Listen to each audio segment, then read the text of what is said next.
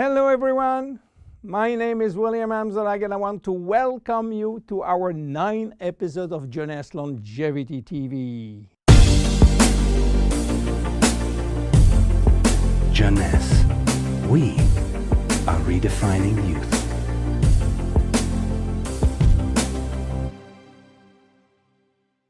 Obesity, or should I say globesity.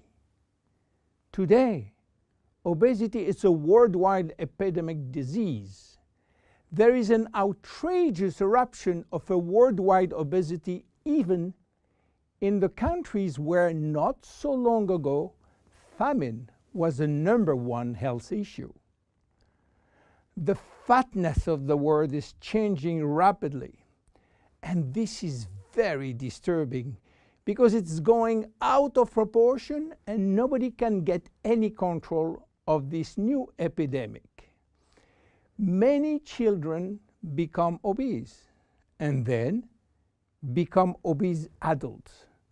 The diseases associated with obesity, such as heart disease, cancer, and especially diabetes, will explode. That will mean a lot of sick people all over the world. The cost in terms of death, diseases, and money spending is just astronomical. Think about today. There is in the world about 3 billion people overweight and 800 million real obese. The cost of obesity in the United States is about 150 billion per year, which is 10% of the total US medical cost. So, what is the difference between overweight and obese? Overweight means that you gain only few kilos above standard, from 1 to 15 kilos for adults. Above this threshold, you're considered as obese. If you wish to get more detailed information, then you have to calculate your BMI, which means your body mass index, by using the following formula: your weight in kilo divided by your height in square meters. If your BMI shows score under 18.5 per square meter, it means that you need to gain weight. You are underweight. If it is between 18.5 and 25, you are in normal standard. Between 25 and 30, you are overweight, and above 30, you are qualified for obesity. Note that BMI is a standard tool which do not apply in extremes like very tall people or very small people, and also should be adapted to children. Why people become obese?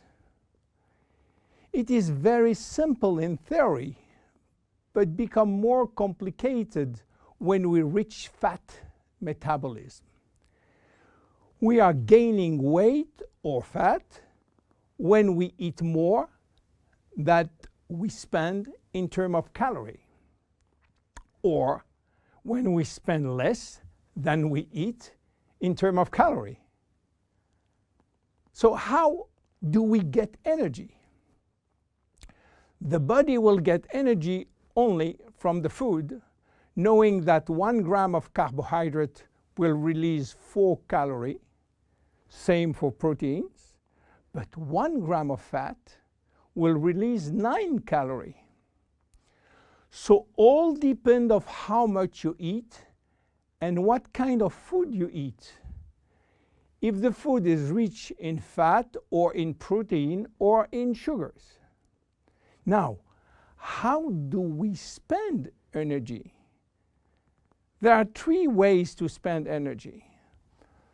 The first one is what we call basal metabolism, which is the necessary energy required to get our body working and all our million of chemical reaction working and working properly. This requires approximately 1 calorie per kilo and per hour. So if you weigh 60 kilo, you will spend in 24 hours 60 multiplied by 24 equal 1,440 calories per day. And this is good news because you have no control on that. The second spending is the necessary energy to fight against heat or cold. And these depend on the environment and the way that you are protected against heat or cold. It is called thermogenesis. And again, you have little control on that. The third one is the energy required to move your body, and that is entirely up to you. This is to say that physical activity is the only controllable way to spend energy. We will see later that this very simple way of gaining or losing weight is influenced by many, many other factors, and especially the control of fat metabolism by a sophisticated group of hormones. So why such epidemic? To understand, we have to go back 20,000 years ago. As surprising that it can be, our genes have not changed for the last 20,000 years. At this time, life for humans was quite difficult. In fact, life was based on food availability, and food was really available only during spring and summer. The rest of the time, no food, almost famine. Our genes has to adapt and to work in accordance with this alternance of abundance and famine, and they create a kind of energy storage. The fat cell was born. This cell has the capacity to store all kinds of energy derived from fat, from carbohydrates, and even proteins.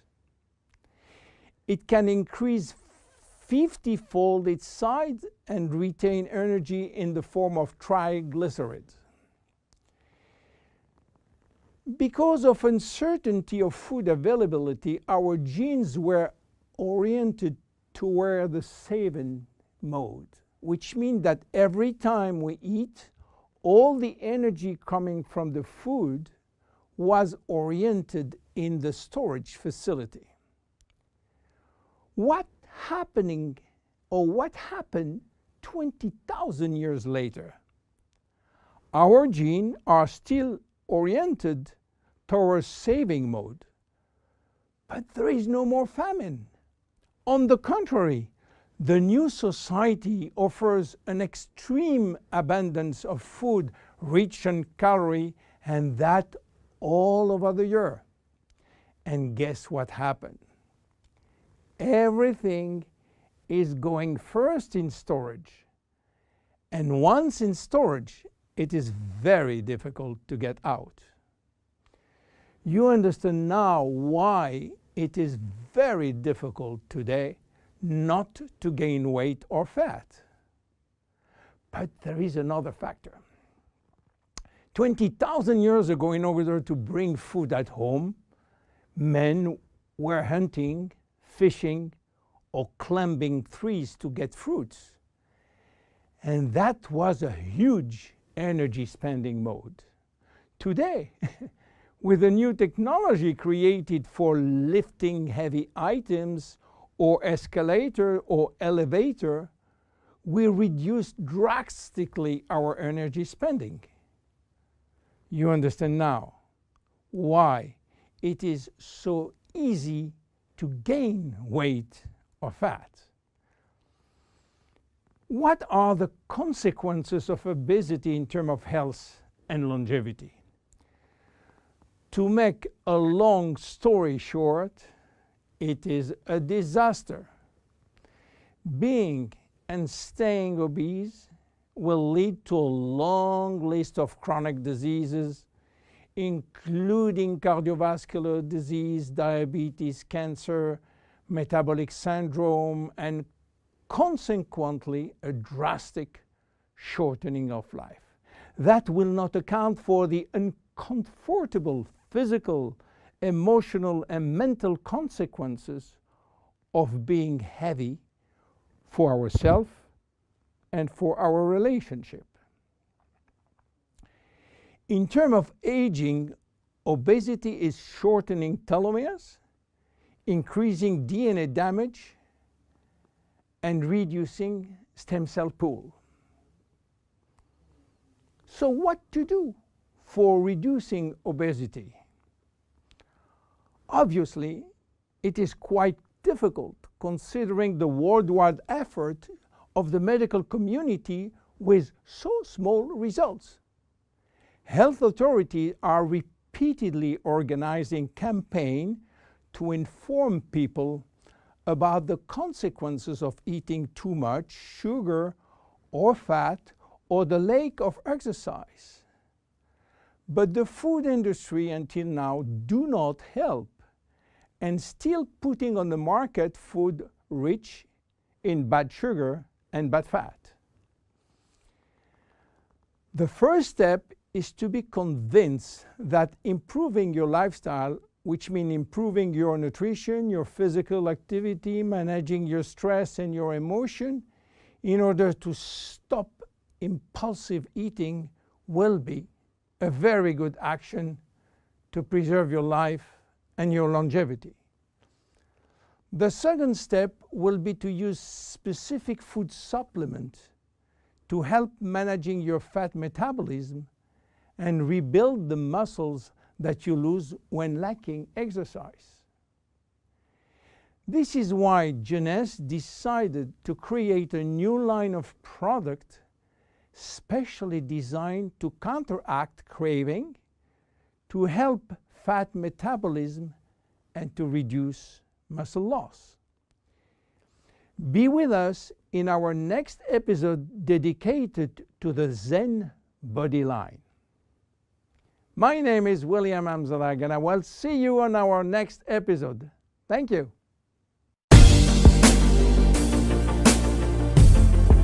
Jeunesse. We are redefining youth.